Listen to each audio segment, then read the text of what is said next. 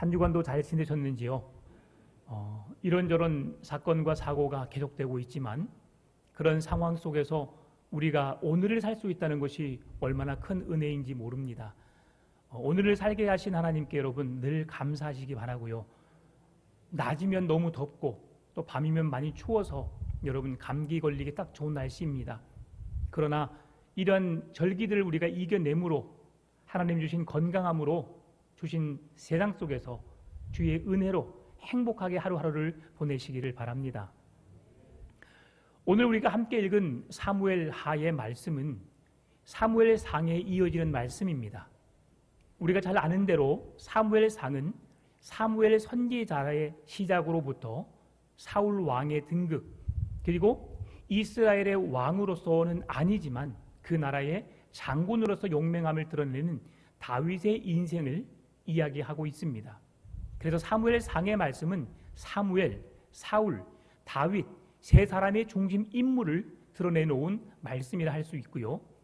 그리고 오늘 우리가 함께 읽은 사무엘 하의 말씀은 이제 사울 왕과 그의 아들 요나단의 죽음으로부터 시작하여서 이제 새로운 왕 다윗 왕이 이스라엘의 왕으로 특별히 유다 왕으로 세워짐으로 인하여서 새로운 시대가 열리게 됨을 말씀해 줍니다. 그리고 그 이후에 사무엘 상에서 어려움을 겪었던 다윗의 인생이 또 다른 어려움을 겪게 되는데요. 그의 사랑하는 아들 압살롬의 반역이 일어나게 됩니다. 사무엘 상 하의 말씀을 보게 되면 두 가지의 아픈 사건이 있죠. 하나는 그의 사위이고 또 그의 사랑하는 딸의 남편인데 그를 죽이기에 혈안이 되어 있는 사울 왕의 비참한 모습, 그리고 사랑하는 아들이 사랑하는 아버지를 향해 칼을 드는 반역의 사건이 사무엘 상하에 기록되어 있습니다. 그럼에도 불구하고 오늘 다윗이 사울의 죽음에 대한 애도를 표현하면서 이스라엘 백성들과 함께 이 아픔을 나누기를 원하고 있는데요. 다윗이 생각한 사울의 모습이 어떠한지를 오늘 본문을 통해서 우리가 함께 살펴보기를 원합니다. 다윗은 어떤 사람이었습니까? 당대 뛰어난 전투력을 가지고 최고의 지휘관으로서 손색이 없는 자였습니다. 또한 그는 시를 쓰면서 주님을 여러 가지 악기를 통해서 찬양하는 신정한 예술적인 사람이었습니다.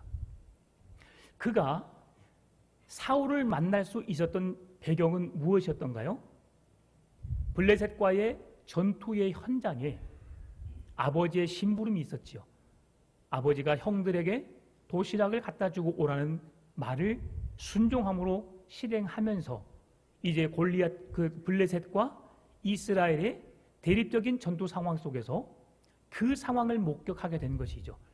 다윗은 어린 소년이었기 때문에 전쟁에 관심이 없었습니다. 그의 관심사는 오직 아버지의 심부름을 온전히 이루는 데 있었지요. 그래서 수많은 사람들이 모여 있는 가운데 그 형들을 찾아 나섰습니다. 그러다가 저 멀리서 동산 위에 전봇대와 같이 우뚝 서 있는 한 사람의 말에 귀가 거슬려서 그의 말에 귀를 기울이다 보니까 내가 어려서부터 주님을 찬송했고 주님을 묵상했고 주님의 영광을 드러냈던 그 하나님의 이름을 저주하고 모욕하는 죄송합니다. 제가 아침에 목욕을 하고 왔는데 모욕하는 소리를 듣게 된 것이죠. 그 소리를 듣게 되니까 다윗이 분노하게 되었고 다른 이스라엘을 저주하고 이스라엘을 모욕하는 말은 제가 견딜 수 있다 생각하지만 왜? 전쟁 상황이니까. 그러나 내가 믿는 만군의 여호와 하나님의 이름이 땅에 떨어지는 무시당하는 소식을 듣게 되자 다윗은 분노하게 됩니다.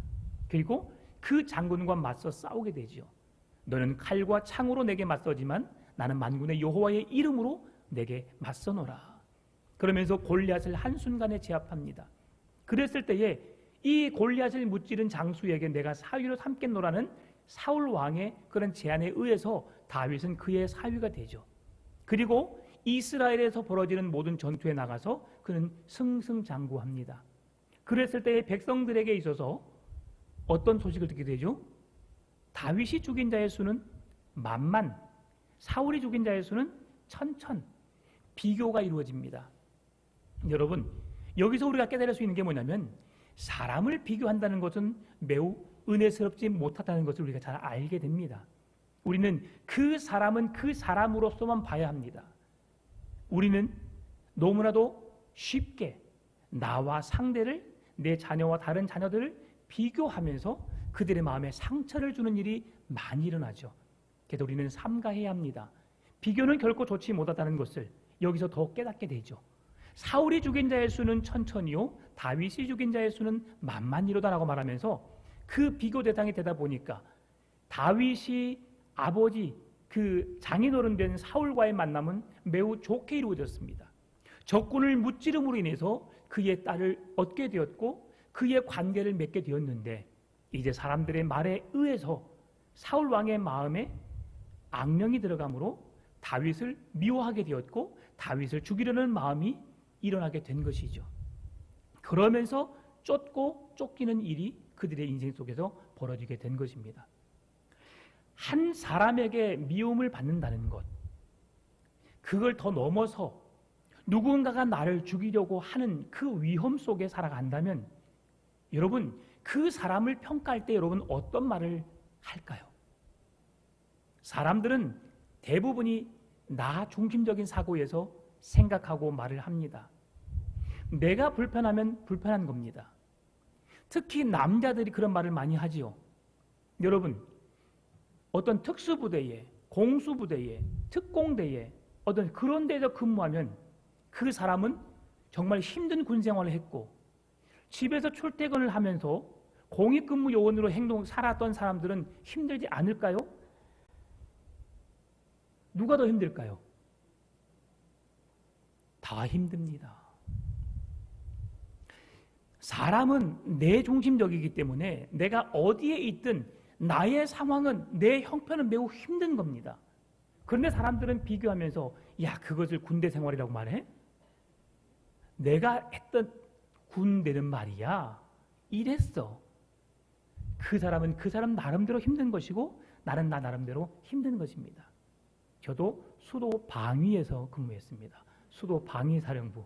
네. 그래서 서울을 지키는 수방사라고 참 좋은 군대인데요. 서울에서 그래도 이래봬도 제가 서울에서 복무를 했다는 거 아닙니까? 자, 그런데요, 그게 중요한 게 아니죠. 누구나 다 그 상황이 되면 힘들 수밖에 없어요. 그런데 다윗이 고백한 사울의 모습을 통해서 우리가 본받을 수 있는 게 있습니다. 다윗은 한 번도 사울을 향해서 비난하거나 그를 저주하거나 그를 모함하는 말을 하지 않았습니다. 나를 위협하는 것을 뛰어넘어 창과 칼을 들고 나를 향해 죽이려고 달려드는 그를 향하여서 다윗이 한 말은 그의 장점만을, 그가 그동안 살아오면서 행했던 왕으로서의 업적을 오늘 본문을 통해서 백성들에게 기억함으로, 그 왕을 기억함으로 추도하면서 그를 향하여서 눈물을 흘려 함께 울 것을, 마음 아파할 것을 말하고 있다는 것이지요.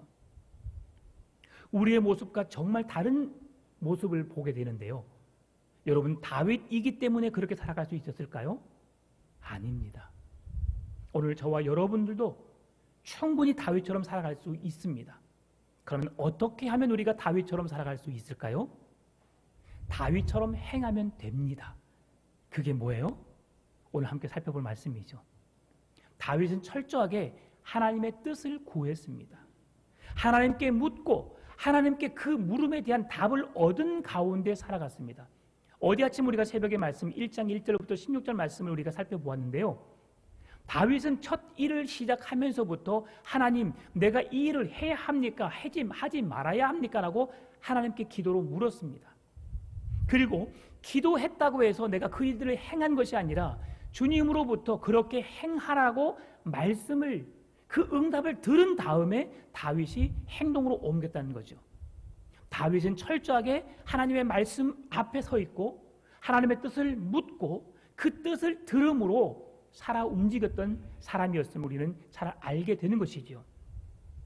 오늘 다윗은 그토록 자신을 괴롭혔던 사울 왕, 그 죽음을 이스라엘 모든 백성들에게 애도할 것을 말하면서 또한 가장 친했던 우정을 과시할 수 있었고 좋은 친구로서의 관계를 유지했던 요나단의 슬픔에 대해서 애도하면서 이스라엘 백성들에게 함께 아파할 것을 말하고 있는데요.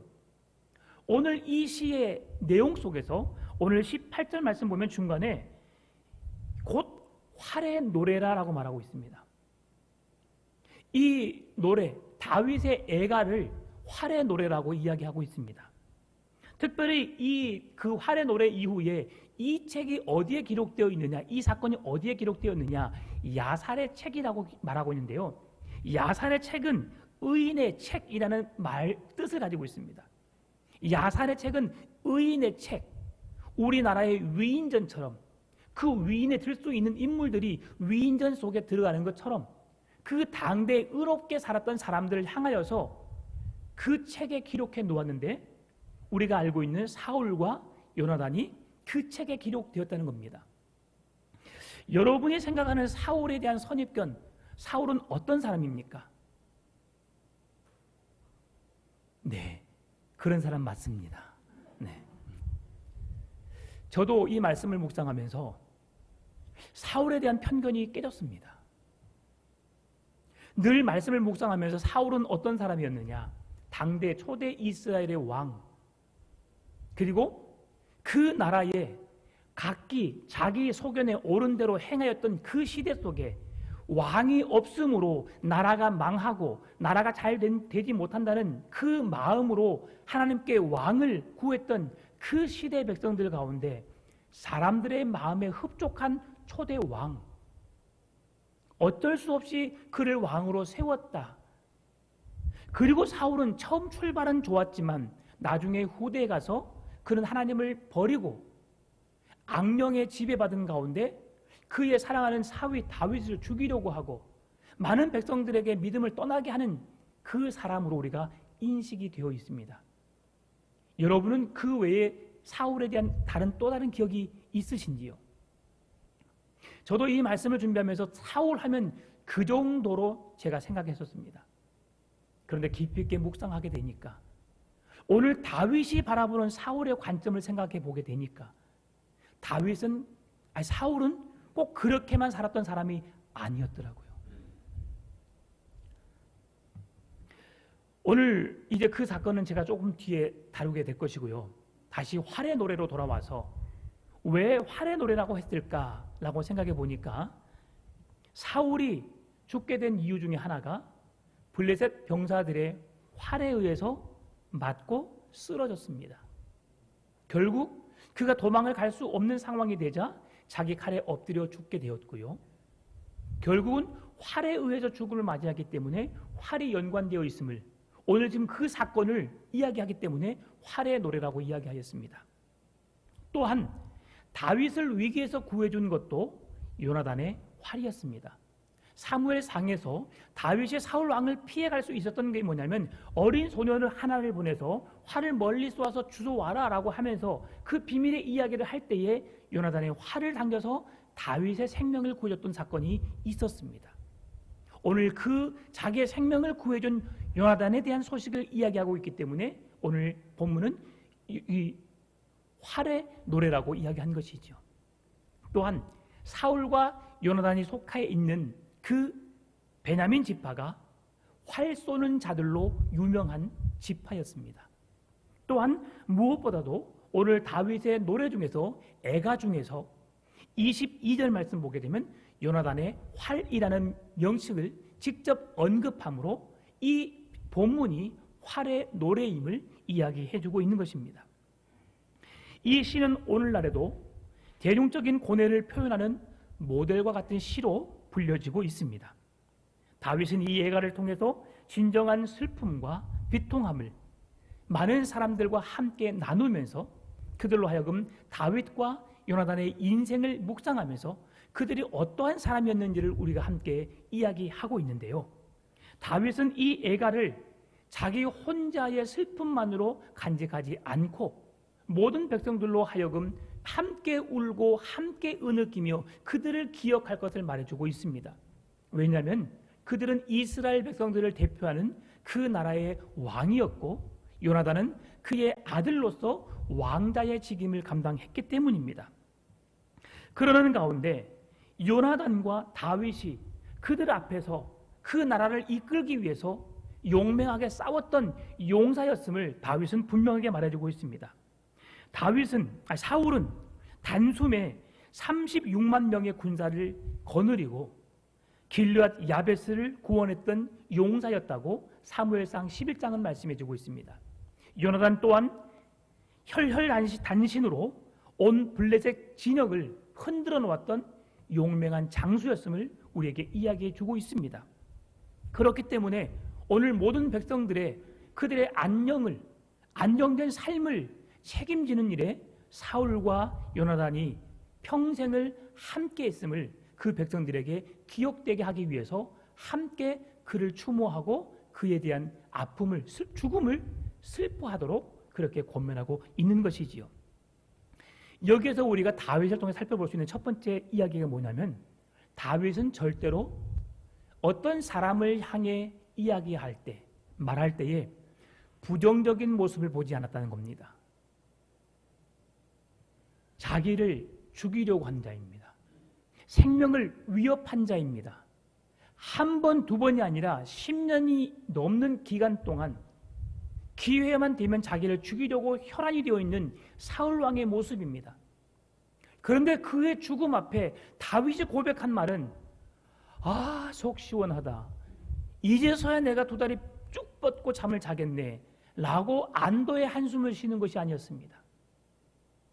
이 나라의 초대 왕, 이스라엘 백성들을 위해서 그렇게 힘써 싸웠던 그 왕이 죽었도다라고 말하면서 그 왕에 대한 이야기를 통해 백성들과 함께 아파하고 슬퍼하면서 그 왕의 죽음에 대한 슬픔을 함께 애도하기 위한 고백으로 나아가고 있다는 것입니다. 여러분, 오늘 여러분의 입장과 오늘 다윗의 입장을 한번 살펴보십시오. 다윗보다 더 험난한 인생을 산 사람이 있습니까? 다윗처럼 생명의 위험을 당하면서 쫓고 쫓기는 그 험난한 인생을 사신 분 계십니까? 그런데도 다윗은 사울을 향하여서 나의 원수, 나를 죽이려고 혈안이 되었던 그 사람, 끔찍히도 미워할 수 있는 그를 향해서 오늘 그는 온 백성을 위해 36만 명의 군사를 거느리고 그 백성들과 전투에서 승리를 이끌었던 우리들의 왕이라고 고백하면서 너희들의 삶을 안정적으로 평안하게 이끌었던 그 왕에 대해서 함께 슬퍼하며 애도할 것을 권면하고 있다는 것이죠. 여러분, 이것은 우리의 생활에 매우 조심해야 할 거고 또 앞으로 심중을 기울여 행해야 할 일들입니다. 우리는 한 사람의 행위를 보고 그 사람을 평가합니다. 그 사람이 그동안 100번 잘해왔다가 한 번 잘못하면 우리는 그 한 번의 실수로 인해서 그 사람을 평가합니다. 대표적인 예로 축구선수 김병지를 들 수 있습니다. 2002년 한일 월드컵 때 김병지는 우리나라의 전설이었습니다. 축구를 잘하기로 골키퍼 수문장으로서 그가 서 있으면 한 골도 먹지 않을 것처럼 그는 모든 국민이 믿고 신뢰하는 사람이었습니다. 그런데 경기 도중 어떤 일이 있었습니까? 골키퍼가 골대를 지키지 않고 공을 보고 나가다가 공을 뺏겨버렸습니다. 그 일로 인해서 김병지 하면 축구공을 몰고 나간 사람, 아마 그는 죽을 때까지 우리나라에서 우리의 인식 속에서 김병지 하면 그동안 골을 제일 많이 넣지 못하게 막았던 수문장, 국가대표로서 정말 골키퍼로서 자기의 직임을 잘 감당했던 사람이라기보다도 그 사람은 골대를 벗어나 공을 몰고 가다가 빼앗겼던 사람으로서 우리는 그렇게 인식할 겁니다. 우리는 그것을 김병지의 인생의 전부로 보는 것이 우리의 잘못된 사고라고 하는 겁니다. 우리는 절대 그렇게 해서는 안 됩니다. 사람은 누구나 다 실수할 수 있습니다. 사람은 누구나 다 부족할 수 있습니다. 왜 그렇습니까? 연약하기 때문이죠. 오늘 다윗이 바라보는 사울에 대한 관점은 마지막 하나님을 떠나 자기를 죽이려는 그런 살인자로서 끔찍한 그의 인생을 평가할 수 있었음에도 불구하고 그는 이스라엘 백성들을 위해서 공을 세우고 그들의 삶을 안정적으로 이끌었던 왕으로 이야기하고 있는데요. 이것이 우리와 그의 다른 점입니다. 잘못된 생각을 잘못한 것만 생각하면 우리는 끝이 없습니다. 살다 보면 잘한 것도 있고 잘못한 것도 있지요. 그러나 한 가지 잘못한 것 때문에 그 사람의 인생 전체를 평가한다면 이것은 잘못된 우리의 생각일 수 있다는 것이지요. 그 실수를 우리는 인정해야 합니다. 왜요? 나도 그렇게 실수하니까요. 제가 운전하는 습관을 늘 자주 말씀드리는 이유가 우리에게 친숙하기 때문이죠. 내가 비집고 들어가게 되면 나는 당연한 것입니다. 그런데 누군가가 내 앞을 끼어들게 되면 클락션을 사정없이 누르고 입에서 나도 모르게 10원짜리, 20원짜리가 흘러나오게 됩니다. 그게 우리의 모습이죠. 왜 나는 당연하고 다른 사람은 안 됩니까? 내가 당연하면 다른 사람도 당연해야 되지 않겠습니까? 그런데 우리는 그렇게 이야기하지 않습니다. 오늘 다윗을 통해서 깨닫게 되기를 바랍니다. 어떤 사람을 보면서 그 사람의 행동과 말을 통해서 선입견을 갖지 마시고 사람인지라 그럴 수 있겠구나. 다윗처럼 사울의 위대함을 왕으로서 백성을 지켜내기 위한 몸부림을 쳤던 그 전쟁에서 용맹하게 싸웠던 그 모습을 기억함으로 우리에게 도움을 줬고 함께했던 그 왕을 추모하며 애도할 수 있는 마음을 갖게 하는 그런 고백을 우리의 입술로부터 흘려낼 수 있기를 바랍니다. 그럴 때 우리 교회는 긍정의 교회가 될 수 있습니다. 모두가 다 행복해하는 교회가 될 수 있습니다. 이 말은 절대 아부하라는 것이 아닙니다. 있는 그대로를 이야기하라는 것이죠. 있는 그대로를 이야기하지만 부정적인 것보다 긍정적인 것을 이야기할 줄 아는 믿음의 삶을 살라는 말씀입니다. 그래서 누가복음 6장 42절에 이렇게 말합니다. 너는 내 눈 속에 있는 들보를 보지 못하면서 어찌하여 형제에게 말하기를 형제여 나로 네 눈 속에 있는 티를 빼게 하라 할 수 있느냐. 외식하는 자여 먼저 내 눈 속에서 들보를 빼라. 그 후에야 내가 밝히 보고 형제의 눈 속에 있는 티를 빼리라. 아멘. 남을 평가하기 전에, 남을 판단하기 전에 나를 먼저 돌아보시고 내가 그런 말할 자격이 있는 자인가. 가늠한 여인이 붙잡혀 왔을 때 예수님께서 하신 말씀이 있잖아요. 바닥에 글을 썼죠. 죄 있는 자가 돌로 치라. 모든 백성이 죄가 있음을 보고 그 자리를 떠나갔습니다. 그러면서 다시는 죄를 짓지 말라고 권면하면서 그 여인을 용서했던 예수님의 사랑을 우리는 기억할 수 있습니다. 여러분, 이런 자가 되어야 되지 않을까요? 그는 죄인이다. 돌로 쳐 죽여야 한다. 돌에 맞아 죽어 마땅하다. 라고 말하는 자가 아니라 주님이 우리를 십자가의 사랑으로 용서했듯이 그 사랑으로 용서할 수 있는 그런 그리스도의 사랑으로 충만한 우리 성도 되시기를 바랍니다. 다윗은 사울의 죽음이 이스라엘에게 미칠 결과를 생각하면서 블레셋에게 사울 왕의 죽음에 대한 소식을 알려지지 않기를 원했습니다. 그 말씀이 19절 20절 말씀인데요. 이스라엘아 내 영광이 산 위에서 죽임을 당하였도다. 오호라 두 용사가 엎드려졌도다. 이 일을 가드에도 알리지 말며 아스글론 거리에도 전파하지 말지어다. 블레셋 사람들의 딸들이 즐거워할까. 할례 받지 못한 자의 딸들이 개가를 부를까 염려로다 라고 말합니다. 다윗은 사울과 요나단을 향한 노래에서 애가에서 그 두 사람을 이렇게 말합니다. 이스라엘의 영광, 두 용사라는 말을 통해서 그들을 표현합니다. 이렇게 말한 이유가 무엇입니까? 그들은 그 뒤에 이어지는 오호라라고 하는 탄식 부사를 통해서 두 사람이 길보아 산에서 죽었음을 나타내는 의미로 이야기하고 있습니다. 다윗은 오호라 두 용사가 엎드려졌도다라는 구절을 반복되는 과정 속에서 후렴으로 사용하여 25절과 27절에서 동일하게 사용하고 있는데요. 오호라 두 용사가 전쟁 중에 엎드려졌도다. 요나단이 내 산 위에서 죽임을 당하였도다. 오호라 두 용사가 엎드려졌으며 싸우는 무기가 망하였도다 하였더라. 여러분, 이 말은 오호라 두 용사가 엎드려졌도다라고 하는 말씀은 과거의 삶과 현재의 삶을 비교하기 위한 말씀으로 다윗이 고백하고 있습니다. 다윗이 전에 말했던 것처럼 사무엘상 11장에서 무엇을 말씀했다고 했어요? 36만 명의 군대를 거느리고 길앗 야베스를 구원했던 용맹한 왕, 그가 사울이었다. 과거에는 그가 이스라엘을 위해서 용맹하게 싸우는 왕이었지만 지금은 적군의 손에 처절하게 죽어있는 왕의 모습을 비교하여 이야기하기 위해서 오호라, 두 용사가 엎드려졌도다라고 말하고 있는 겁니다. 과거에는 위대한 장군으로서, 지휘자로서 위대한 삶을 살았지만 지금은 하나님을 떠난 어리석은 자로서 죽었음을 이야기하고 있는 거죠.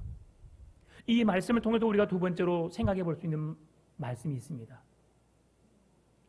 과거에 내가 어떻게 했느냐 중요합니다. 과거에 어떻게 하느냐에 따라서 내 현재의 삶이 이어질 수 있기 때문이죠. 여러분, 과거에 내가 이렇게 살았습니다. 내가 과거에 열심히 신앙생활을 했습니다. 내가 과거에 열심히 새벽기도 쌓았습니다. 내가 과거에 열심히 헌신했습니다. 열심히 섬겼습니다. 열심히 직분 감당했습니다. 그렇다면 지금은요? 전도를 하다 보면 사람들이 그런 말을 하더라고요. 지금은 예수 믿고 있지 않지만 내가 과거에는 중고등부 시절 내가 학생회 회장했습니다.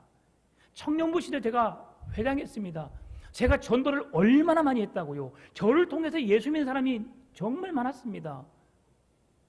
그런데 지금은 예수를 떠나 있습니다. 사울 왕의 처음은 하나님을 붙잡았고 왕으로 부름받았을 때에 그가 부끄러움을 여겨서 그가 쌓아온 진보다리 뒤에 숨었던 부끄러운 인생을 살았던 사람입니다. 그렇게 부끄러웠고 그렇게 겸손했던 그가 왕으로서의 권력을 갖게 되자 나보다 더 큰 힘과 권력을 가진 자들에 대해서 그냥 내 앞에 사라져버리면 좋겠다. 그러면서 하나님보다 더 자기 자신이 그 높은 자리에 서게 되므로 결국 하나님이 그를 버리게 되었고 하나님이 그를 떠나버렸고 그들에게 은혜를 베푸시지 않았고 그들을 찾아오지 않으셨고 그들을 만나주지 않는 슬픈 현실을 살고 있게 된 것입니다. 과거에 내가 이랬다는 자랑을 여러분 혹 하시기를 원하신다면 오늘 지금도 그러한 열정으로 그러한 믿음으로 주님 앞에 서 있을 때의 과거를 이야기했으면 좋겠습니다. 오늘 두 용사가 엎드려졌도다. 과거에는 그랬지만 현실은 지금 그렇지 못함을 이야기하고 있습니다. 오늘 우리의 신앙이 과거보다 더 멋있는 신앙으로 서 있기를 바랍니다. 내가 지금 무엇을 할까 여러분 걱정이 되십니까? 여러분이 지금으로서 해야 할 최선의 자리는 이 예배의 자리를 지키는 것입니다. 예배만큼 소중한 것이 어디 있습니까? 이 자리에 앉아서 주님을 향해서 간절함으로 이 교회를 위해서 복음의 선포를 위해서 땅끝 선교를 위해서 여러분 기도하는 직임을 감당하는 것이 여러분이 해야 할 최선의 일인 줄 믿습니다. 여러분에게 힘이 좀 더 남으신다면 이렇게 아름다운 찬양대로서 내 재능을 통해 영광을 돌리시고 교사로서 아이들을 가르치는 일에도 힘써주시고 안내위원으로서도 봉사위원으로서도 여러 가지 많은 부서에서 여러분 섬김을 다하시기 바랍니다. 꼭 그 자리에 있는 것만이 최선을 다하는 것이 아니라 내가 할 수 있는 그 자리에서 내가 하나님 앞에 부끄럽지 않는 모습으로 서는 것이 최선이라는 것을 기억하시기 바랍니다. 과거의 자랑이 현재의 삶으로 그대로 드러나지는 그래서 내 신앙을 자랑하기보다도 예수 그리스도를 자랑하고 예수 그리스도의 이름을 드러내므로 나의 삶을 통해 하나님을 만나는 하나님을 볼 수 있는 멋진 신앙의 삶을 살아가시기 바랍니다. 오늘 다윗은 사울과 요나단의 죽음의 소식을 길보아 산을 향해서 그들에게 들려지지 않기를 바라면서 길보아 산을 저주하기까지 합니다. 21절 말씀인데요. 길보아 산들아 너희 위에 이슬과 비가 내리지 아니하며 재물 낼 밭도 없을지어다. 거기서 두 용사의 방패가 버린 바 됨이니라. 곧 사울의 방패가 기름 부음을 받지 아니함 같이 됨이로다. 아멘. 여기서 그렇게 말한 이유가 있습니다. 그날의 전투 속에서 이 둘의 죽음이 매우 장렬했던 싸움이었음을 오늘 말씀해 주고 있는데요. 그 뒤에 보게 되면 요나단의 활과 사울의 칼을 이야기하고 있습니다. 요나단의 활, 사울의 칼이 어떤 의미를 가지고 있었느냐? 요나단은 한 번도 그 목표에 대해서 그 활이 빗나간 적이 없었습니다. 사울 왕 또한 용맹한 용사로서 그의 칼은 허공을 치는 적이 한 번도 없었습니다. 한 번 내리치면 백발백중이었죠. 그래서 오늘 다윗은 그들이 그런 사람이었음을, 그렇게 살았음을, 그들의 용맹한 용사였음을 오늘 고백하고 있는 겁니다. 이 사람들이 살아 있었을 때뿐만 아니라 죽을 때에도 그런 용맹함으로 함께 있었음을 다윗은 이야기합니다. 부모와 아들, 부자 관계로서 그는 다윗은 죽이려고 했었지만 사울은 그 요나단만큼은 사랑했고 그 아들과의 관계는 매우 사랑스러웠고 그러함으로 인해서 그 아들과 함께 전투에 참여함으로 그날 동일하게 그 전투에 참여해서 전사하는 그러한 삶을 살았음을 오늘 다윗은 이야기하고 있는 겁니다. 나에게는 기억하지 못할 만한 그러한 사람이었다 할지라도 다윗이 두 번째로 그 사울을 향해서 칭찬하는 메시지는 그는 아들을 극진히도 사랑했고 그와 함께 아름다운 가정을 이룬 사람이었음을 우리에게 이야기해 주는 것입니다. 오늘 본문의 23절 말씀 보면 사울과 요나단이 생전에 사랑스럽고 아름다운 자이러니 죽을 때에도 서로 떠나지 아니하였도다. 그들은 독수리보다 빠르고 사자보다 강하였도다 라고 말하죠. 그렇게 살았음을 말씀해 줍니다. 또한 다윗이 어떤 사람이었는지 24절에서 말씀해 주는데요. 이스라엘 딸들에게 화려한 붉은 옷으로 화려하게 입혔고 금 노리개를 그들의 옷에 채워준 왕이 누구였느냐? 사울이었음을 말해주는 겁니다. 전쟁에 나가 승리함으로 그 백성들이 평안하게 살 수 있도록 그들의 아름다운 옷을 입고 몸에 장식을 치장하면서 살아갈 수 있도록 이끌었던 왕이 누구냐? 그가 사울 왕이었음을 그를 애도하게 한 것이죠. 얼마나 멋있습니까? 사람들은 내가 높아지기 위해서 그 사람을 깔아내립니다. 그러나 다윗은 내가 아닌 그 사람을 높이고 그리고 하나님의 영광을 드러내는 삶으로 일평생을 쓰임받고 있음을 보게 됩니다. 다윗은 요나단을 향하여서 26절에서 내 형 요나단이여라고 말하면서 그의 관계가 얼마나 좋았는지를 말씀하면서 오늘 본문의 말씀을 마무리해 갑니다. 다윗이 존경하고 사랑하는 마음, 그 마음으로 요나단을 따랐음을 말씀해 주는데요. 26절에서 다윗은 내가 그대는 내게, 그대는 나를 이라고 하는 말을 3번 반복하여 사용하므로 요나단과의 관계가 얼마나 좋았는지를 말해주고 있습니다. 여러분, 하나님은 이 가정에 가장 아름다운 공동체로 가정을 주셨습니다.